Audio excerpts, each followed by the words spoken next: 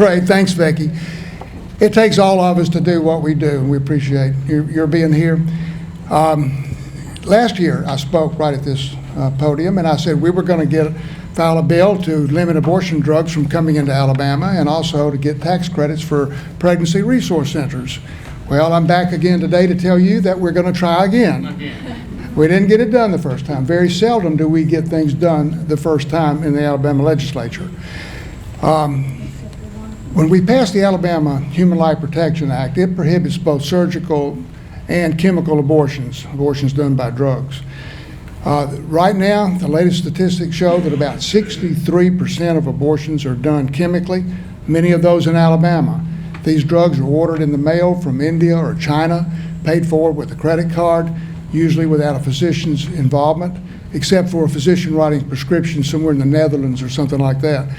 And since last year, I can also say that there are several states who have passed shield laws that say they will not honor extradition laws for people who send the drugs from another state in the United States into Alabama, where that would violate our law, since the law prohibits chemical abortions, and they would be doing an abortion by sending the drugs.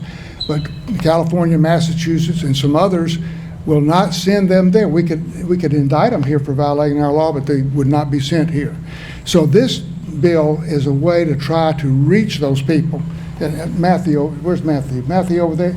Several years ago, maybe 3 now, I asked Matthew, I said, you know anybody that works on computers that can kind of come up with how you would restrict this? And so we found some guy in California, and he gave us some information. And I went through about 4 others. I mean, you can look at me and say I'm too old to be a nerd. So I don't know anything about computers, but I got the information. We put it together into a bill, and we were going to file it last year. And when we got it ready to file, we couldn't file it initially because the gambling issue was taking all of the air out of the State House. And you know, if we're against gambling, then we're pro-life. So if we're going to be against gambling, our bills aren't going anywhere. So we were waiting for an opportune moment. And we got ready to file the bill. We were going to file it the next day. And the very next day, the Alabama Supreme Court handed down the decision on the IVF being a child. And then there again is a big issue. And for 2 weeks, we fought about that, which didn't come out good. They gave total immunity to IVF clinics, criminally and civilly. And I think that needs to be addressed, but I don't think it's going to come up this year. But we plan to file our bill this year on the abortion drugs. And what it does is it stops the internet from providing the way to get the drugs, to order the drugs, and it stops the Visa and MasterCard and PayPal and other pay mechanisms from paying for the drugs, because you're not going to get the drugs for free. And so between those two things, we think we can regulate it. The Attorney General would have the obligation to do it. We're not after internet people. What we're after are the ones who are sending the drugs into the state. And so if we regulate the internet like you do with gambling and maybe other things, then the drugs can't come into the state. So the Attorney General will monitor it, and if he sees that these drugs are being sent in, then he'll put them on notice. Don't put this website up here, cut it off. And if they do, they're fine. But if they continue to do it, then I think the way the bill's presently worded, it's $10,000 fine for each sale. So if they're doing multiple sales and thousands of them are coming into the state, just think how much money that would be. And so the way we've got it written, the Attorney General would get half that money. The other half goes to the pregnancy resource centers. And so they very badly need the money. And that reminds me, we're going to introduce again the Pregnancy Resource Center bill. It's a tax credit to encourage giving, and there are statistics that show that the Pregnancy Resource Centers actually save the state money. So we've got to convince, particularly Arthur Orr. He's the man, he's the chairman of the Education Fund Committee in the Senate. That's where the bill gets to every year and doesn't go anywhere.